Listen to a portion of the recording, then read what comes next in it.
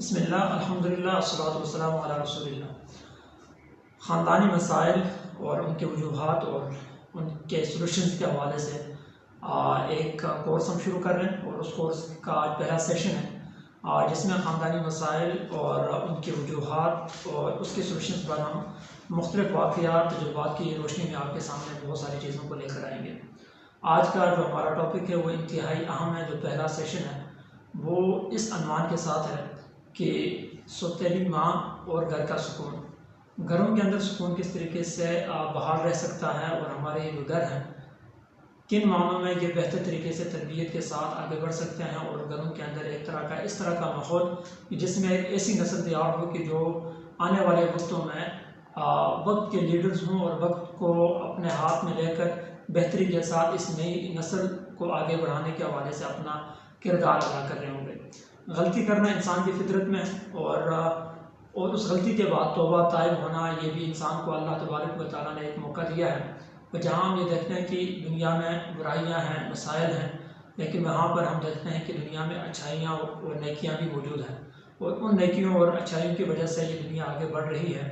और अगर हम ये बात करें कि लोगों के जो तजुर्बात हैं, मसाइल हैं, बेसिकली वो मसाइल, तजुर्बात और वाक़या जब हम एक दूसरे से डिस्कस कर रहे होते हैं एक ही मकसद होता है कि हम उन वाक़यात और मसाइल से इबरत पकड़ कर अपनी ज़िंदगी को बेहतरी की तरफ लेकर जा सकें। कुरान मजीद में अल्लाह तबारक व तआला ने फरमाया लक़द काना फ़ी क़ससिहिम इबरतुल लिउलिल अलबाब कि बिलाशुबा ये किस्से और वाक़यात जो है अहले अक़ल के लिए इसमें बहुत सारी निशानियाँ मौजूद हैं और उनके लिए ये इबरत का भी समा है। तो इस सीरीज़ में ये जो हम लेके आ रहे हैं और इन वीडियोज़ का जो बुनियादी एक मकसद है वो ये है कि हम ये चाहते हैं कि घरों में राहत भरी ज़िंदगी जो है वो मुयस्सर हो, फैमिली के अंदर एक सुकून जो है वो औलाद को मिले, घर वालों को मिले और इन मसाइल, तजुर्बात, वाक़यात से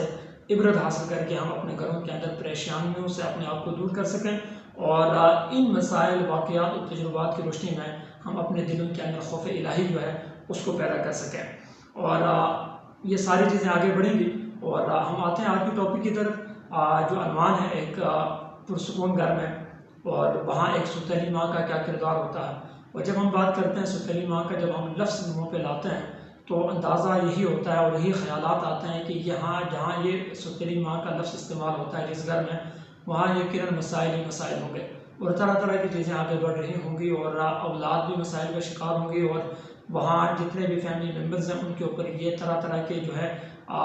कर्बनाक जो है वाक़यात गुजर रहे होंगे। ऐसे में आज की इस सेशन में मैं आपके सामने दो एक ऐसे वाक़यात लेकर आया हूँ जिसमें अगर हम देखें कि अगर हम अपने जहन को पॉजिटिविटी की तरफ लेकर जाएं, दिमाग को थोड़ा बड़ा करें और दूर तक सोचें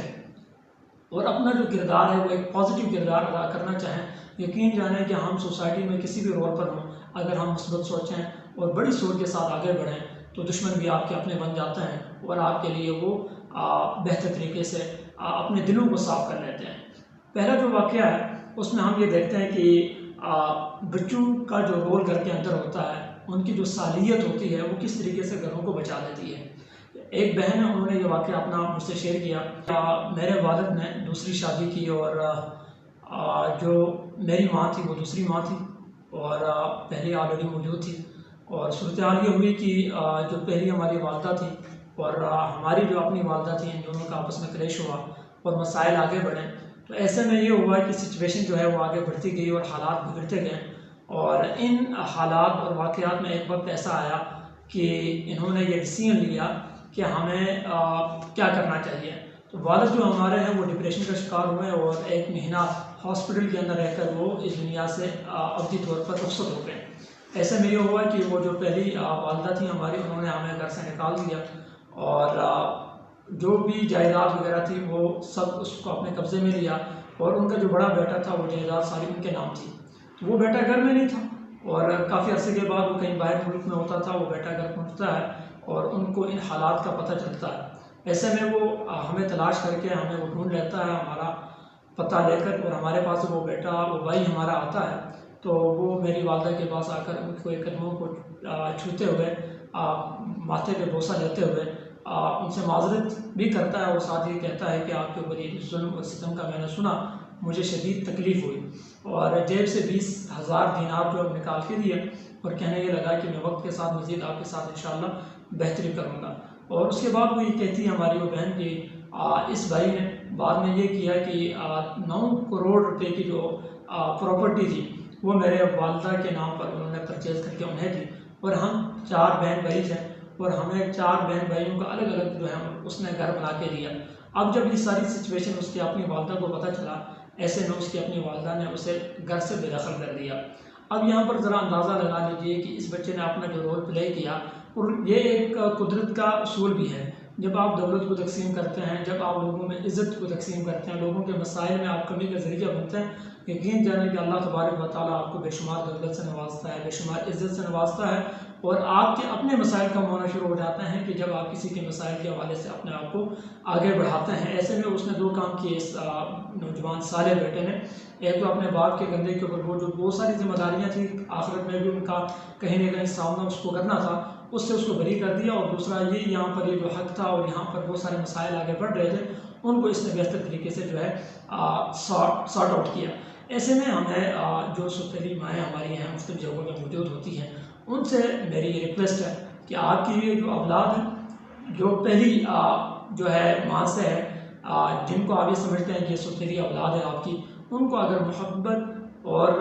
रहमत और इस नज़र से, शफ़क़त भरी नज़रों से अगर आप देखेंगे, उनको ट्रीट करेंगे, यकीन जाने कि ये औलाद आपको अपनी सगी औलाद से भी ज़्यादा बढ़कर आपकी खिदमत गुजार और फरमाबरदार बन सकती है। हमारी एक और बहन है, उन्होंने अपना एक वाक़या इस तरह का शेयर किया जो इसका थोड़ा सा ऑपोजिट है। उसने उस बहन का ये कहना था कि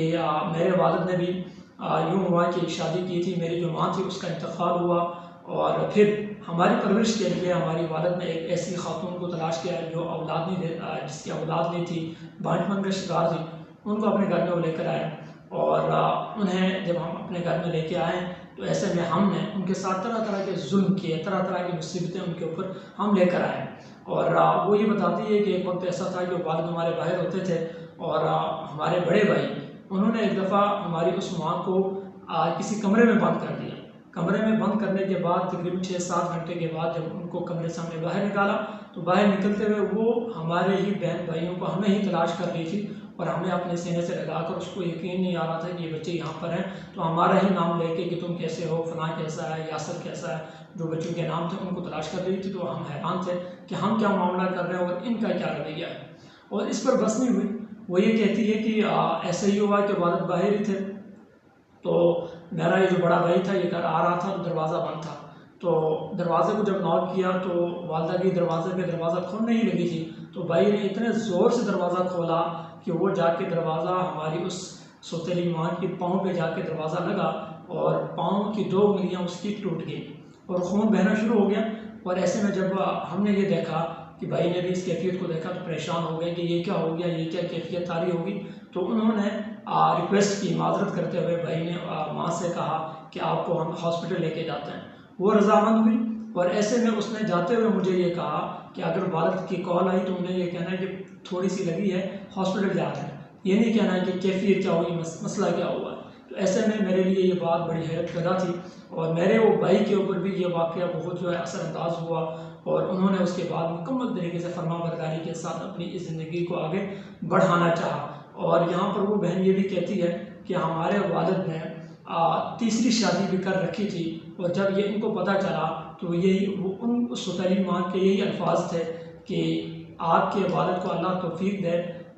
मुझे उससे इतनी गरज नहीं है, मेरे लिए आप ही सब कुछ हो। अब ये जो 2 वाक़यात आपके सामने मैंने लाए, जिसमें एक तरफ से माँ का किरदार था कि जो इंतहाई नेगेटिविटी की तरफ सुतैली माँ थी, लेकिन वहाँ बच्चे ने अपना बेहतर किरदार अदा किया। यकीन जाने आप खुद देखते हैं कि सोसाइटी में इस तरह के कई करैक्टर्स मौजूद हैं। और दूसरी तरफ आपने ये देखा कि बच्चे जो है वो जज्बात में आते हैं, नेगेटिविटी की तरफ जाते हैं, और वहाँ पर यकीनन अल्लाह तबारक व तआला ने माओं के दिलों को भी नरम कर रखा होता है। तो इन दोनों वाक़यात को सामने लाते हुए यही अर्ज़ करना चाहूँगा कि हम अगर चाहें तो हम अपने घरों को सुकून के घर बना सकते हैं, हम अपने घरों को